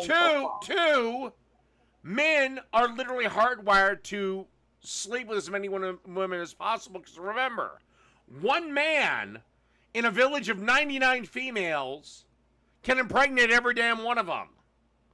Reverse it, it's not true. Okay, this has nothing to do with what we were talking about. Like, do you know a single other species of monkey? let me ask you a simple question. Let me ask you a simple question. You meet a girl. Let's say you meet at the bar. You go to dinner. And she says, and you say, hey, what do you do for a living? and she says, well, I'm an OnlyFans model. I'm an OnlyFans model, and I do guy-girl content. You're just fine with that? So I'm not really into sex or relationships, so this doesn't really apply to me, but theoretically, I guess not. Well, then me and you are hardwired differently, but your 5 minutes is well up. Alrighty then. All right.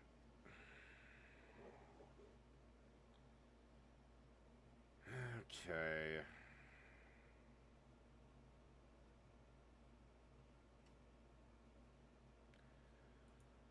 All right, here's this guy. Oh, so you're actually going to talk to me now instead of avoiding me. You said you would talk to me any day of the week, and now you're adding me in. All right. So, what's your problem with teachers? Why do you think they're the easiest part-time job ever? Because you work less than half the year, you get full-time pay and benefits, you get a pension that is guaranteed by the government. How much do teachers make a year? On average, about somewhere between. It depends on the state, but I would comfortably say about $60,000 a year. You're wrong. I'm in one of the higher-paying areas, and I make about $40,000. Wait, whoa. What? How many years have you taught? I'm in about my 4th, 5th year teaching, and even so, $60,000 is usually with, a higher degree, which I can't afford to get right now because I'm still trying to pay off my house. Now, you say we only work half the year, Dave. Let's go into something. You get home from work. Don't care where you work. How much more work do you have to do for your own job at your house? All right, I'll be completely honest. Nothing. When I get home, I usually have about 20 more hours worth of work throughout the week to do, if not more, trying to grade papers. Let's look at it just conservatively. Except, last year, whoa. Back up. What? What level do you teach at? I teach 8th grade science. 8th grade science, okay. So that's middle school. So you teach roughly from about 8 o'clock in the morning to 2:45 in the afternoon. 7:30 in the morning is when I have to report, and I usually leave about 3:30 in the afternoon, so that's 8 hours. So that's 40 hours a week right there. Okay, and you have a break period during this, I assume. I have one period of break, and let me tell you why that's not really that much. Because I have, on average, 105 students per year. Last year was about 110. Let's say I want to grade one assignment for them, and it takes me 5 minutes, just 5 minutes per student, Dave. How long is that? One assignment, 5 minutes per student. I have 110 students. 550 minutes. Which is how many hours? Oh, God. Divided by 60. This is why I hated math teachers. I'm not going to say negative things about that. I don't know, probably about 3 hours, give or take. 3 hours? No, Dave. Okay, 550. Okay, let's drop the zeros. 55 divided by 6 would be about 9 hours. Yes, 9 hours for one assignment. And let's say I want to do 2 assignments. Oh, look, that's 18 hours right there, just in a 5 minutes per, not counting all the other work I have to do. Why is it taking you 5 minutes to grade papers? For a single student, now let me put it this way. I have a lot of time whenever I try to do a lot of writing parts for science, because I try to get them to explain what they're trying to say. Now, if I only have... Why? Science is a black and white thing. Dave, what I focus on with teaching with science is I'm focusing more about critical thinking skills. So I'm actually less concerned about what they say. I'm concerned about the why. You don't understand what we teach in school isn't just what we're telling you there. It's the subtle skills we teach you. Things like problem solving. And I'm very clear with my students, I'm less concerned about the what and I'm more concerned about the why. I don't care if they get the problem wrong. If they can back their answer up with with evidence that they've gathered from it, then guess what? I look at that as a win because they're learning how to back their shit up. So just 5 minutes per person is actually an understatement because guess what? It is not easy to try to teach that in students. So when I try to actually teach them, I'm looking through what they've written and I'm trying to give them adequate feedback. That is why it takes so long. So we're looking at 5 minutes is conservative, Dave, on that.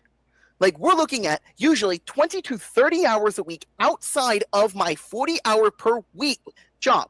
And I don't get half a year off. Right now, I'm in the middle of summer. Guess what? Guess what I do most of the day? What do you do? Work on getting my lessons ready for next year. So the more I get done now, the less I have to do then. So I'm still doing work even on summer break. Except, don't most of your lesson plans just come gift wrapped to you from the state? We get a standard, and then we have to figure out how we're going to reach the standard. We have to design all of our lessons ourselves. I have a curriculum the school gives us, and it's shit. So I completely adjust that to make it work. I usually spend several hours on a single lesson, if I'm lucky. You don't understand how much work goes into it. And it's not a part-time job. I am spending most of this time trying to get stuff ready to go. This is not a one and done, oh, I just show up and go home. That's what you have, which, don't get me wrong, I'm not saying that in a negative manner. It's absolutely fine, the people that go home and sit down and don't do shit. I'm fine with that. The thing is, though, when those type of people try telling us that we don't work very hard, when I spend a fuck ton of time at home trying to make sure I get stuff ready for these kids, and my one break I get, that's a 50-ish minute break period. Can I fit an entire bit of this into it? No. I might get through maybe 10 students' work. So it might as well not even be there. Usually I use it to try to check my lesson plans and sometimes just getting a break. Because 8th graders can be fucking rough to teach, dude. You don't understand this shit. No, I was one once. I understand. Yeah, and I can understand why you hate teachers, because teachers probably didn't let you get away with your shit and probably told you your writing was shit. So, Except why, I remember science classes and it was more like math class.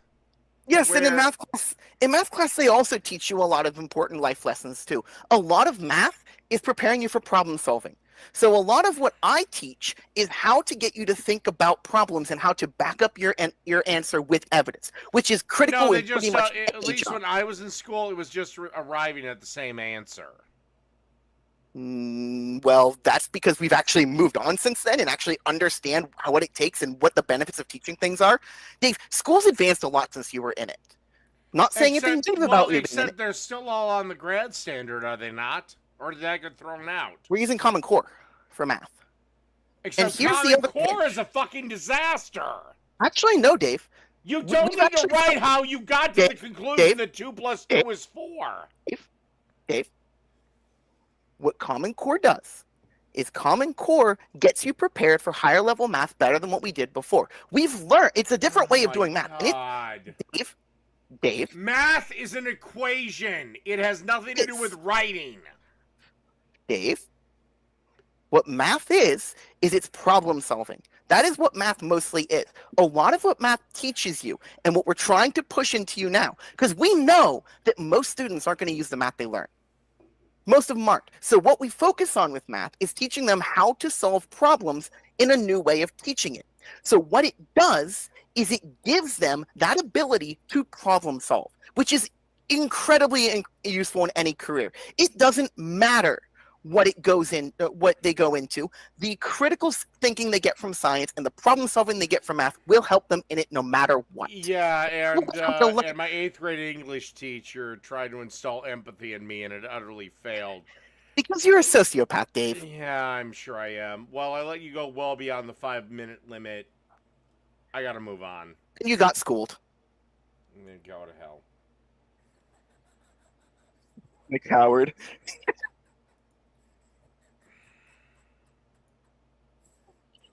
Wuss. That's the best you got. Showing you exactly how you're wrong this entire time, and you're just like, oh, I'm just gonna go on. You literally haven't been able to. You didn't do anything, and also most of the time you were talking, so I couldn't respond. Gods in heaven, why do I open up the lines?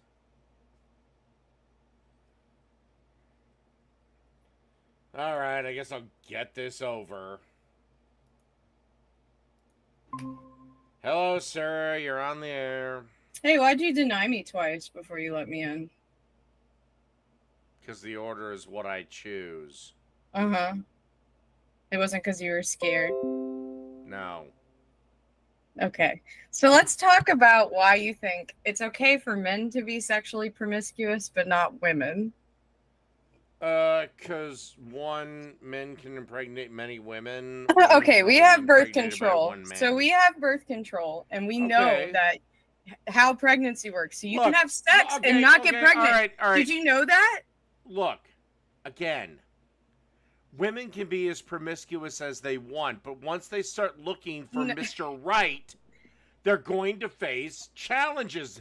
Are this you is Mr. why you're Right, seeing Dave? a rash Are of you Mr. 40-year-old Right? women that are cat ladies. Hey, you're 40 and single, man. You're 40 and fucking you've never had a serious relationship in your life. How do you know You're not that, married. You don't have a sweetheart? family because this is what you do with all your free time. If you had a girlfriend or a wife or a family, you would not be doing this every single day, man.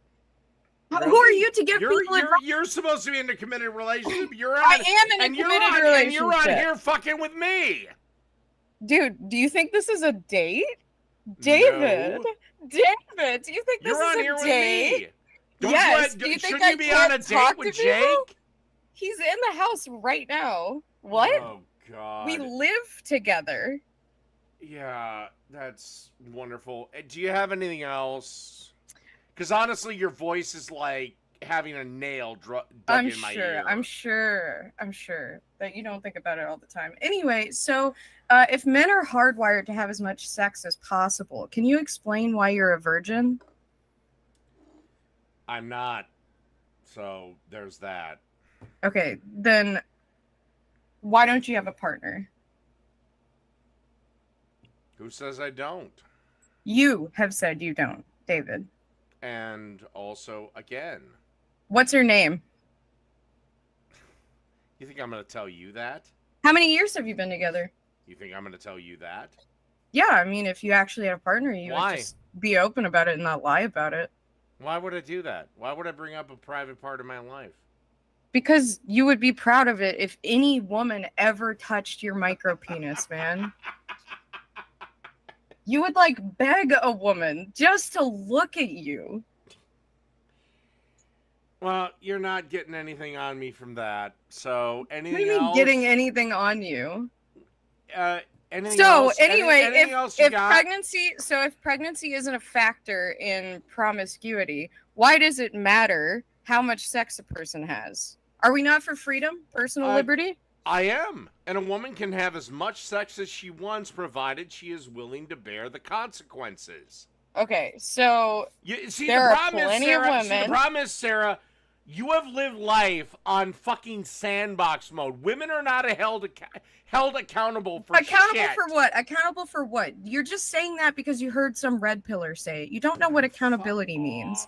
You're literally just fucking saying shit you've heard somewhere else. It's like all you do. So you don't think that a woman having a What different needs partner to be at night held- damages her in some way? no, who cares? Does a man having a different partner at night damage him? No, because we're hardwired differently. You're not hardwired differently. Yes, we We're all. fucking are. Are you a religious man, David?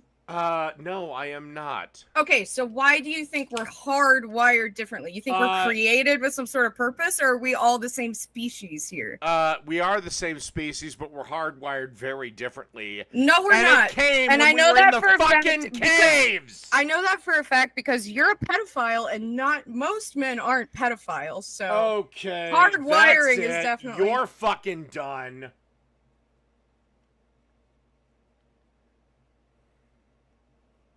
No. She canceled herself. And next time the bitch shows up in chat, ban her ass. You call me a Geppetto, you will be banned.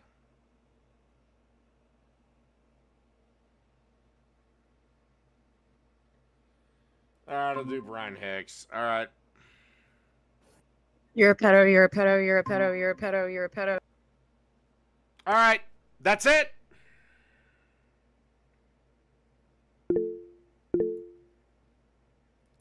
Nope. Done.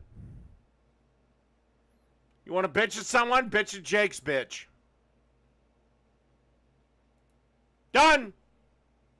I told you, do it once. I'm out.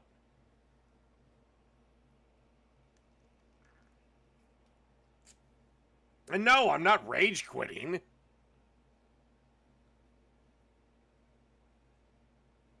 I told you, do it once.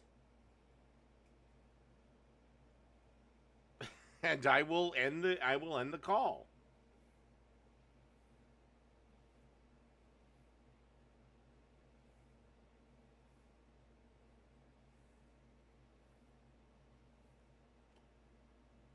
So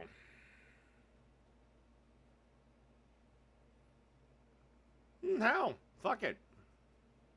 I'll delete the video on demand. All right, I'm done. Good night.